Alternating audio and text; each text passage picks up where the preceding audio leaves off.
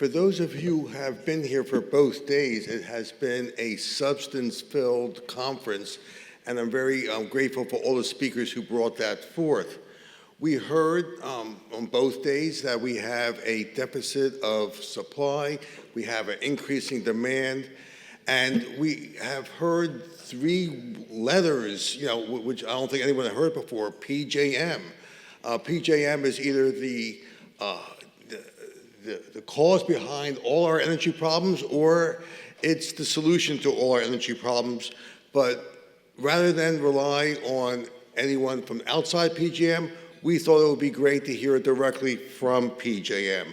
So we are very honored that Asim Haque is here from PJM, and to introduce him in a more proper manner is Laura Parada from NJCAR. Good morning. My name is Laura Parada, and I'm the president of the New Jersey Coalition of Automotive Retailers, or NJCAR. We represent the 523 new car and franchise truck auto dealers across the state of New Jersey. I'm very honored to be here with you today and have the pleasure of introducing Asim Haque, Senior Vice President of Governmental Affairs and Member Services at PJM Interconnection. PJM was founded nearly 100 years ago and coordinates the operation of the electrical grid, serving 65 million people across 13 states and Washington, D.C. Asim is the primary contact with the state legislatures, governor's offices, and regulatory agencies. Asim has extensive experience in both the business and governmental worlds. Prior to PJM, Asim was the chairman of the Public Utilities Commission of Ohio, so he knows a lot about the regulatory side of things. So please join me in welcoming Asim.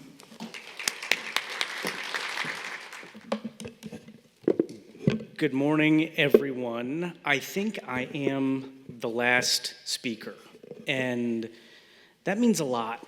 So what it exactly means, I'm not sure. Either, I could maybe sort of characterize, maybe you saved the best for, I don't know how I want to characterize this, other than I know that I'm standing between you and the end of this conference, and people could be tired, I don't know, but hopefully this will be a somewhat rousing discussion about this, electricity supply, demand, and pricing, and our perspective as the grid operator. Certainly PJM has been a three-letter acronym that has been discussed quite a bit during this election cycle. We spend a lot of time with governmental entities trying to educate about what PJM does on a day-to-day basis, and so this is part of that effort. We're really happy to have the invitation to be here. And so thank you for that very kind introduction. And thank you to the NJBIA for the invitation to be here. The purpose of my presentation outside of that is to fulfill the request of the conference organizers by critiquing the energy platforms of both gubernatorial candidates, assigning each a grade that would be both headline-grabbing and harmful to the long-term health and well-being of my organization. That's a joke. I am not going to do that, not even one iota. The real purpose of this presentation is to actually echo a lot of what my colleague from Hartree just discussed. A lot of our actual content is somewhat similar, but hopefully we'll try and put it in the sort of context of the policy realm as well for those of you who are interested in that space. Regardless, look, I know that a question that has been asked on a couple of occasions to a couple of the presenters here is, what would you tell the next governor of the Garden State? And what I would say is that the energy sphere, and specifically how costs are filtered down to consumers, can be complicated. And we want to partner with whoever that individual is and that individual's administration to try and help operate in the solution space. And that's exactly where PJM is right now, operating in the solution space associated with this challenging time that we find ourselves in. Okay, so let's just start here. I think this is a good place to start. A good place to always start is with the facts. And so I'm hoping that this presentation is both timely and important for all of the energy and business thought leaders in the room who are looking for solutions. Let's first talk about the grand machine that is the power grid. It is truly a marvel of engineering and physics. It's North America's largest machine that is broken up into three separate parts. You have the Eastern Interconnection, you have the Western Interconnection, and you have Texas. The Eastern Interconnection is highlighted there in the light blue color. PJM's footprint is in the dark blue within the Eastern Interconnection and consists of all or portions of 13 states and the District of Columbia. The grid consists of what is called the bulk system and the distribution system. The bulk system is comprised of generators and high voltage transmission lines that transmit power to distribution systems, where your local utilities, we heard from Public Service today, where your local utilities that are regulated by the BPU then take that power and deliver it to homes and businesses. We exist because those high voltage transmission lines and the electrons that travel across those lines do not know state boundaries, and there needs to be entities who are managing that flow of electrons across multiple states and multiple transmission owners so that supply can meet consumer demand in literal real time. We are one of 7 such organizations in the United States that have been created in large part by the federal government to serve that function, and we do it, as Laura mentioned, for the numbers now 67 million consumers, managing the flow of electrons across 88,000 miles of transmission lines. We mentioned Texas. Let's talk about Texas for a second. There's a lot of conversation around, can we go it alone? Can we, I'm just gonna mention this example here. Why might going it alone be a bad idea? In 2021, Winter Storm Uri hit Texas and specifically hit Texas's generators very hard, creating freeze issues that didn't allow for them to generate enough power to meet their demand. Since Texas is isolated and actually physically unable to import power from their neighbors, 246 people lost their lives, with some reports being over 700 people, and the economic impact was estimated at $80 billion to $130 billion. With a system where you can share between states and share between regional organizations like ours in an interconnect, the risk of events like that is far lower than the isolated Texas event. Who is PJM? We're not that mysterious, everybody. We really, truly are not. I would like to be invited to as many of these events as possible. I'm happy to talk to your business. I'm happy to talk to your organization. This should not be an organization that has some kind of cloud of mystery surrounding it, okay? First, we operate as a nonprofit. We don't have shareholders. We don't have share prices. We do not have earnings. We do not profit from high energy prices. We have a budget that we submit to our federal regulator, who is the Federal Energy Regulatory Commission, and we collect what we need in order to operate the power grid. We are a fully regulated entity. In the same way that utilities in the state are regulated by the BPU, we are regulated by the FERC, and that's important because when there are big changes to how we do things, whether that's in transmission planning or markets, we have to get approval from our federal regulator. We are not an organization that can make major changes without input and approval. Quite the contrary. Every major issue gets discussion in public stakeholder processes, gets a vote by a spectrum of entities in the industry, including consumer advocates. The New Jersey Office of the Consumer Advocate is one of those entities that gets a vote on things that happen within the PJM stakeholder sphere. Then that issue goes to the FERC, where there is more feedback provided via a fully regulated, litigated proceeding.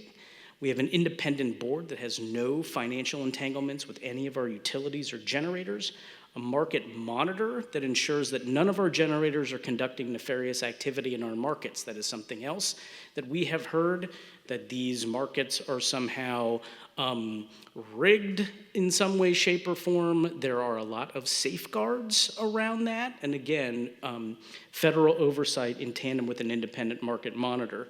Ultimately, all of that adds up to this concept that we are a mission-driven organization that is divorced, again, from any concept of financial earnings or profit.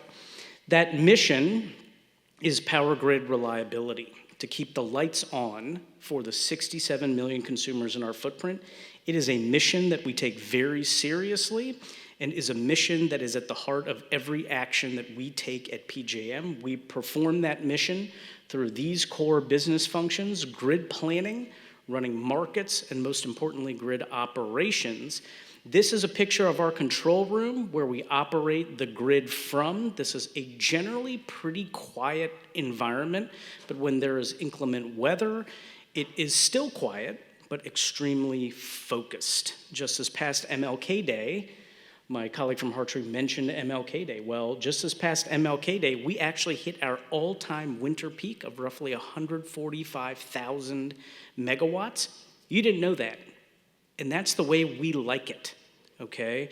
We operate quietly to make sure that electrons, again, get generated and delivered in literal real time to your utilities who distribute it to homes and businesses, and try to do it without a single hiccup.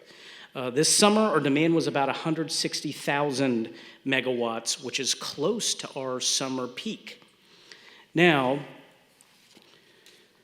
our operators are going to continue to get tested, because if you look at this map, the reality is that the grid is getting tighter everywhere that there is growth. This is the North American Electric Reliability Corporation's long-term reliability assessment, and much of North America has elevated risk, really outside of the West and South, where you're not seeing as much growth yet. We have historically been a footprint that has been very long on generating capacity.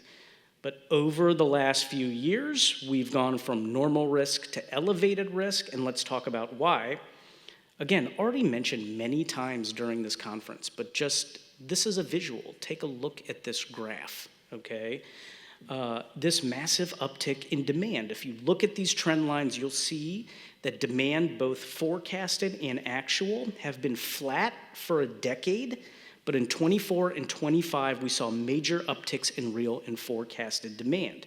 So I'm throwing around a bunch of numbers, okay? So just think of us as a 180,000 megawatt system. Our 2040 summer forecast is slated to climb to 220,000 megawatts. Now look, that's a long-term forecast, and so it'll continue to get trued up as delivery gets closer, but our near-term numbers are also quite high. So demand is increasing for a variety of reasons, including the onshoring of US manufacturing and electrification of vehicles and homes, but the primary reason is due to data center proliferation. They support a variety of necessary societal functions. I don't know where you put the cat videos in the necessary societal functions. To some people, that is necessary, but I kid. The latest is an attempt to advance artificial intelligence, which could very well serve to advance our society and certainly serve to keep us safe from threat actors abroad. Either way, our states have welcomed this growth, and so we too welcome it, but rough numbers, okay? A large 100 megawatt hyperscaler data center uses the equivalent amount of power that 80 to 90,000 American homes utilize. We have not seen this kind of step increase as a nation since the Industrial Revolution, and I think every grid operator in the nation is grappling with the how to maintain reliability, and certainly we'll talk about affordability as well. In New Jersey, these are the anticipated demand increases that have been submitted by our transmission owners, your utilities.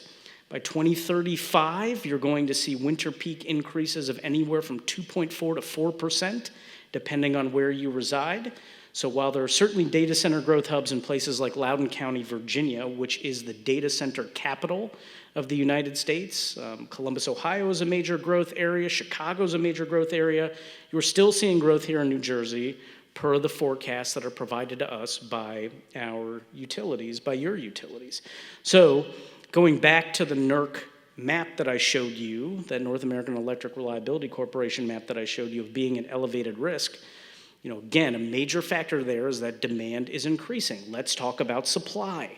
This is a pretty simple balance sheet. Our industry is pretty complicated, but I try and make some of this as simple as I can possibly convey it. The demand numbers used here, these are peak demand numbers in 2025, and what you'll see is that there is an overall surplus in PJM, which is our required reserve margin plus, but that required reserve margin is at a razor's thin edge. If you track kind of our supply and demand balance, you've seen it. You've seen us get tighter and tighter, and we are right on the required reserve margin right now. If that trend continues, the next auction that we won will clear short of our required reserve margin. We again, are required to keep this reserve margin by FERC mandate. New Jersey statistics on the right-hand column here generally represents a pretty large gap between available supply and peak demand. And so New Jersey is a pretty heavy net importer of power. This is a snapshot that is taken from a publicly available interface that we maintain. It shows you in real time what the system dynamics are across the footprint and who is importing and who is exporting and when. This is from a morning in February. I took this snapshot. I have been all across your beautiful state, all across the Garden State over the past 6 or so months. And this is a snapshot that I took for a speaking engagement I did in February. It's February at 8 a.m. 8 a.m. we deem to be part of our morning peak. What you'll see here is that, effectively New Jersey is one of our heaviest importers. I think it's hard maybe to see the numbers here, but at February 26, 2025 at 8 a.m., New Jersey was importing 4,573 megawatts. And look, in some ways, I just want to say this, in some ways that's okay, all right? That's the benefit of being part of a larger regional multi-state grid and power market. Okay, I know where supply and demand is the easiest thing to understand here, okay? So it's the easiest thing to focus on and fixate on. Now, look, would it be more beneficial to both New Jersey and the system to reduce that gap of supply and demand that you've got? Absolutely, okay?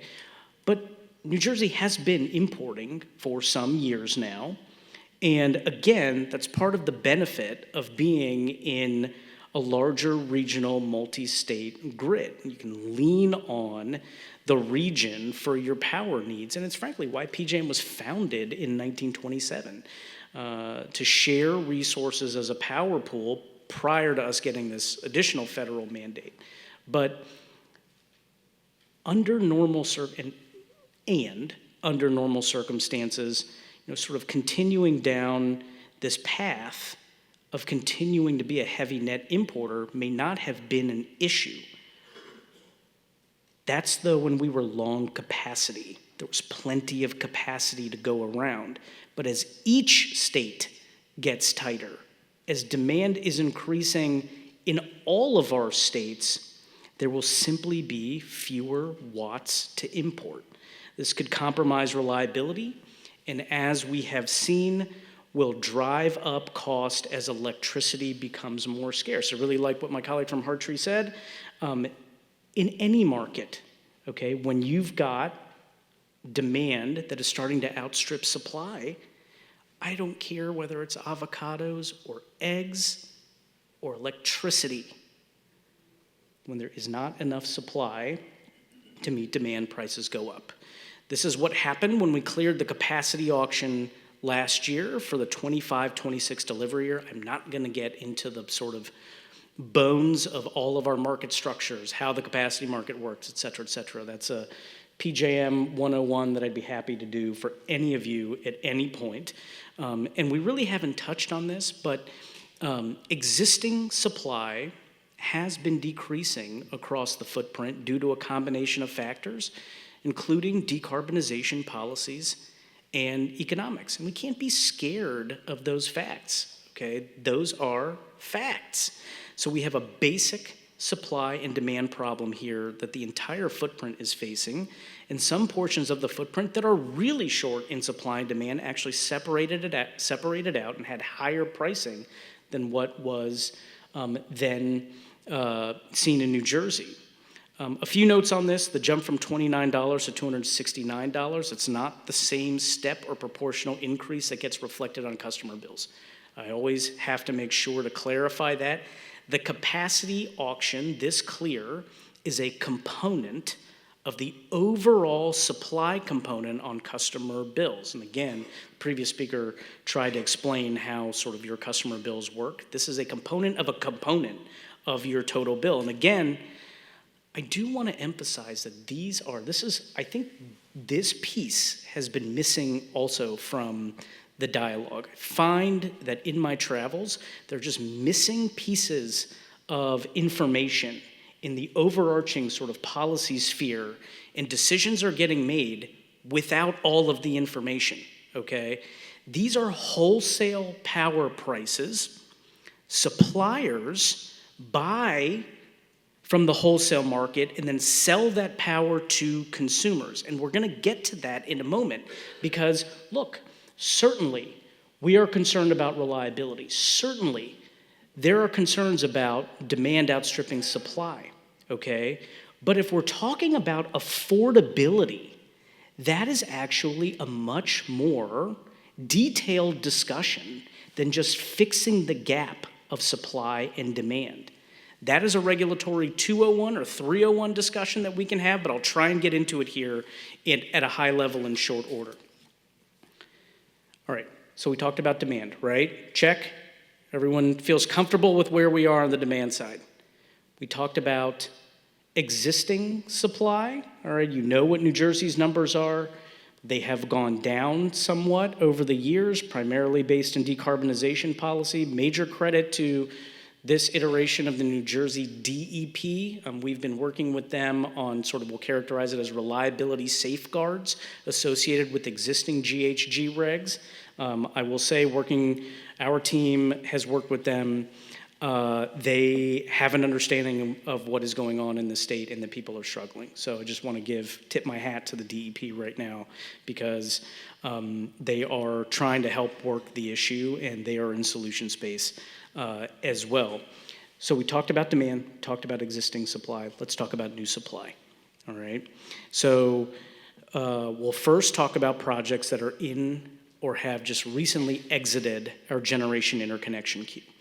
What is that thing? What is the generation interconnection queue?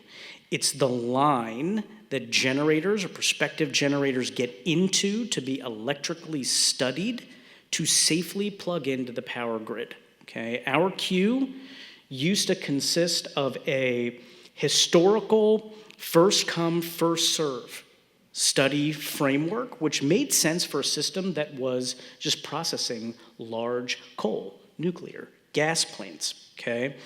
But in 2020, we noticed an enormous uptick in much smaller scale renewable projects and wanted to plug into the grid, the 2019-2020 timeframe. And so we had to change that framework from first in, first out to first ready, first out, and study these projects in clusters as opposed to electrically studying them individually. We started that conversation with our stakeholders, got approval from our stakeholders and moved forward overwhelmingly. We made a filing with the FERC in late 2022 to implement reform. We started this reform effort with over 200, I've been using megawatts, so we're gonna stay with megawatts, okay? Remember, 180,000 megawatt system. We started this queue reform effort with over 200,000 megawatts worth of projects to study. We are now just down to 46,000 megawatts, which will be processed next year. 63,000 megawatts worth of projects have either signed or have been issued agreements to connect to the grid. Here's the thing, though. We haven't been seeing those resources construct over the past few years. And this was an issue before even we had an administration change in DC. The reasons that developers have provided to us are constraints with global supply chain, financing in a high inflationary environment, and state and federal permitting restrictions. We are going to finish this process out. We are going to clear that remaining 46,000 megawatts, and we hope that with these supply-demand dynamics and the price signal that's being sent, that we are going to get more generation that wants to plug into the power grid, okay? But the real question is, after spending the last 4 or 5 years, 6 years, processing 200,000 megawatts worth of projects, how much power will we actually get after all these years of pushing? My honest answer to you is, I don't know. Okay, I truthfully don't know. After we tell developers that we can, after we tell developers that they can plug into the grid, it's out of our control. But let me just say this. We need the watts. I don't care what type of fuel it is. We need as many watts as we can get. We welcome all of these. These are all primarily renewable resources.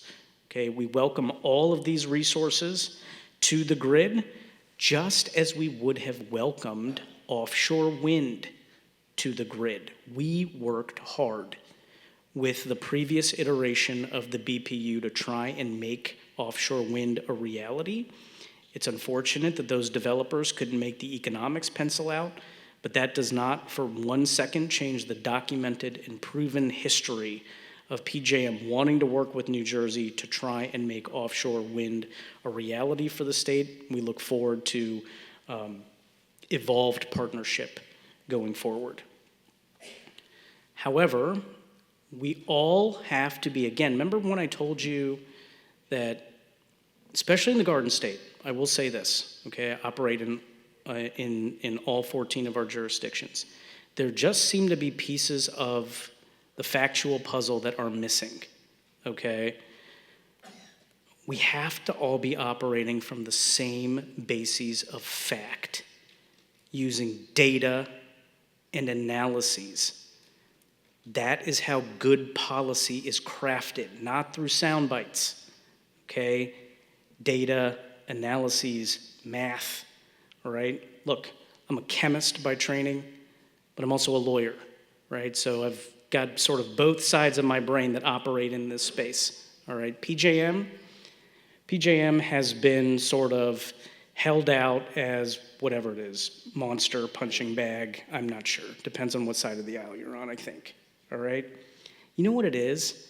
It's a collection of eggheads. That's honestly what it is.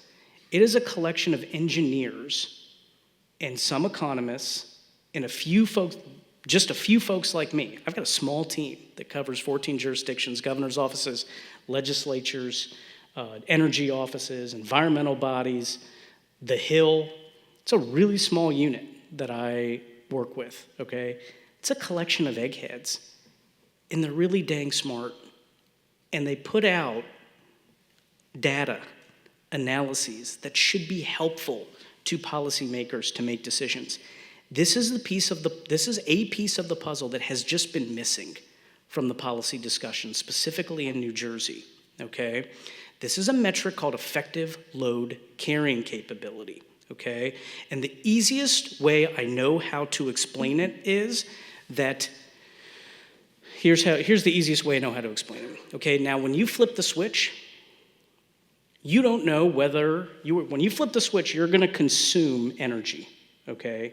And you don't know whether that energy you are consuming is from a coal watt, a nuclear watt, a gas watt, a renewable watt. You have no idea, okay?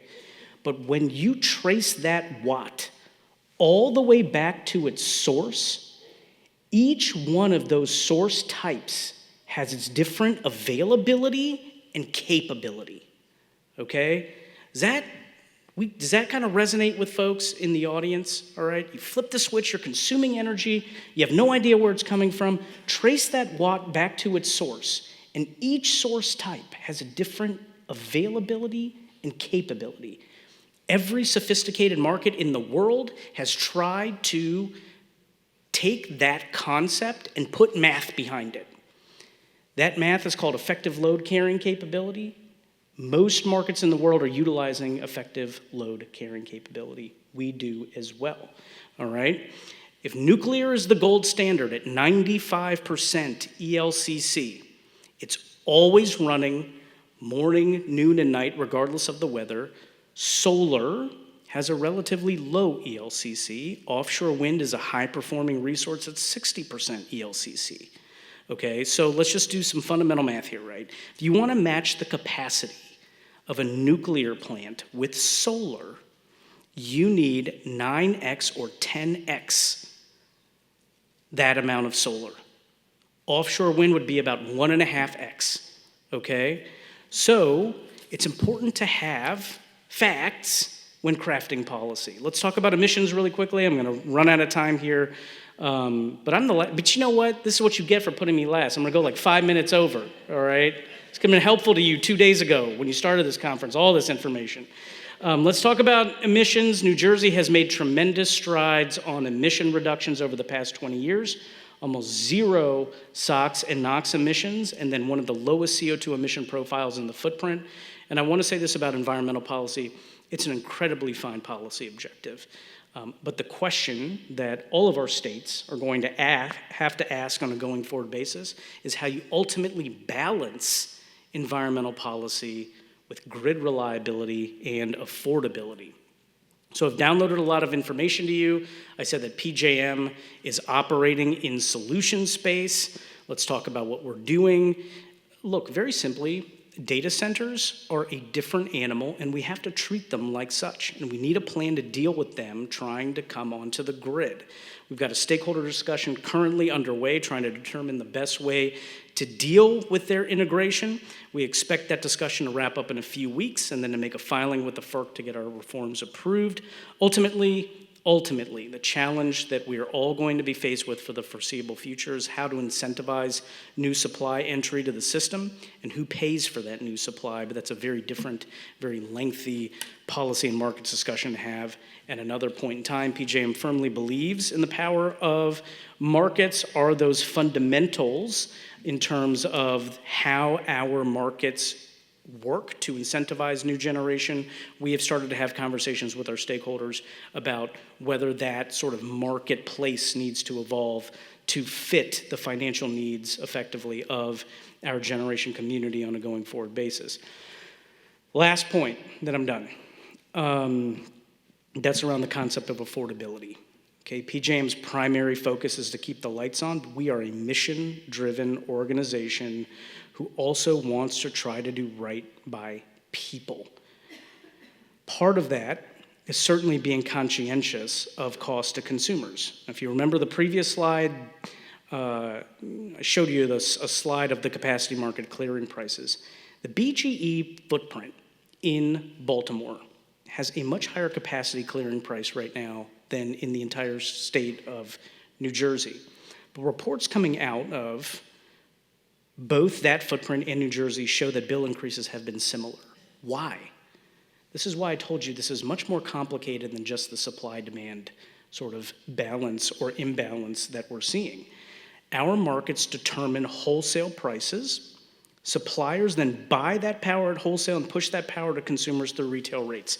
In a deregulated state like New Jersey, that happens either via private contract between consumer and a competitive retailer. I'm not quite sure what they're called here in the state of New Jersey.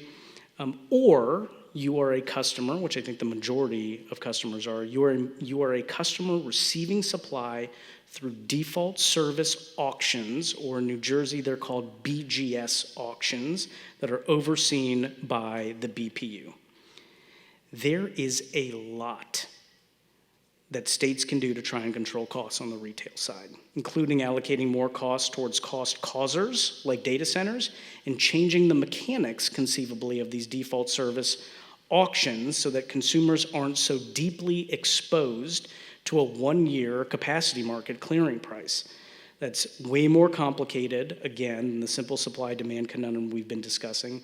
But if we are going to be in a higher-priced wholesale environment for a particular period of time, what can be done on the retail side to deal with affordability? I personally penned these recommendations in a trade periodical called Utility Dive. I am a former retail regulator, did it for 6 years, okay? And then was a lawyer litigating in these hearing rooms for years prior. I think that these recommendations will be helpful to you and to state regulatory bodies, legislatures, and whoever is at the helm in the governor's office on a going forward basis. Of course, state frameworks are not jurisdictional to us, but when people are struggling, societally, we view this as an all hands on deck event. Again, we want to operate purely in the solution space. And so, please don't think of this article as some kind of incursion, but just someone who wants to try and help see everyone through all of this. That's it. My sincere thanks for the opportunity to speak here today. I did promise the organizers I would take a few questions from them, and then if you have questions as an audience member, I will definitely stay after to chat. Thank you very much. Well, thank you so much. Sure. Really appreciate your comments, and I feel like I learned a lot. Awesome. Thank you for being here today. We really My pleasure. appreciate it. Thank you. So you kind of touched on this at the very beginning when you said, what would you recommend to the future governor on these challenges facing New Jersey? I guess, and you referenced that you would really say that we're here to help, PJM's here to help, and that this is a complex issue. Yep. But what are your thoughts if you had a few directives you could give folks? Yeah, I think the first is let's partner. That is the first piece of advice that I would provide. This is an extremely complicated space. Like I said, the supply-demand challenge is easy to understand, the rest of it, less so, okay? So please, let's partner. This is an organization that does not have sharp elbows, all right? It is literally trying to just keep the lights on every single day for all of these consumers. And I think that the sort of knowledge base that exists at PJM should be leveraged to the benefit of the state. It was being leveraged to the benefit of the state. I mentioned our incredible partnership with New Jersey and the New Jersey BPU on offshore wind. We entered into the first of its kind agreement to have transmission built out for offshore wind development. Those developers walking away, it's not the BPU's fault. It's not I won't get into whose fault it is. It doesn't matter, right? That partnership can and will continue to exist as long as there's an expression of openness to it. And all I would say is this is complicated stuff. Use people who kind of know this stuff and want to be helpful. And PJM Interconnection wants to be helpful. That's the first thing. The second thing is clearly there's this supply-demand conundrum. And so, I think that there rightfully should be time spent on sort of policies associated with bringing more supply to the system. The last item there on I don't know if that slide is still up, but check out this, I have a very interesting name, just Google Asim Haque, H-A-Q-U-E, Utility Dive. The last item there, which is very serious, because it's still up on my screen here, I know, it's not up on your guys' screen, is siting and permitting. Siting and permitting, from my lens, and we're dealing with it across many of our jurisdictions, can be a real inhibitor to getting needed electricity infrastructure built out. Okay, so there's work that a state can do to try and help their own supply-demand challenges. So I think that's the second thing. And then the third thing is if you want to focus on affordability, right, certainly engaging us is one thing. That's on the wholesale side, but there's a lot that can be done on the retail side. So those three things: partnership, supply, demand, retail affordability. Great, and thank you. And thanks, because my next question had been on affordability, but I'll just ask you a quick question Sure. that outside of the box here. Have any states learned to ramp up capacity really well? And what did they do? What are the lessons learned when they've actually been performing? Yeah, so there are definitely some states that are further out ahead, specifically in this siting and permitting space. So Ohio, I would say Ohio and Pennsylvania both have models to try and expedite the construction of infrastructure. I would recommend folks looking at both of those states. And look, I mean, part of this is going to be, when you looked at that effective load carrying capability, is, what does the future look like? The future looks like the existing fleet, whatever renewable resources that we can get to interconnect out of those 200,000 megawatts. And then your options probably are, from just purely an economic viability standpoint, certainly natural gas, nuclear, to the extent that depends on what you're looking at. These advanced reactors are still some years away, and utility scale can be expensive, but obviously a very good resource, and continued whatever influx of renewables that we can possibly get. I don't think anyone's building a coal plant with carbon capture, anytime in the near future, okay? And so when you're sort of thinking about that holistically, then you also have to say, okay, well, if we are going to construct natural gas, are we going to let a pipeline get constructed as well? These things just don't sprout up magically, okay? This requires really sort of thoughtful planning on a going forward basis. And so if you are in Ohio, you are going to allow for and site a natural gas pipeline, all right? If you're in Pennsylvania, probably going to allow for and site a natural gas pipeline. And so for New Jersey, whatever the sort of policy going forward is, there are things that sort of bleed off of that, including helping renewable developers get their developments sited and permitted more quickly, if that's the policy trajectory. So there's a lot of work, I think, that states can be doing.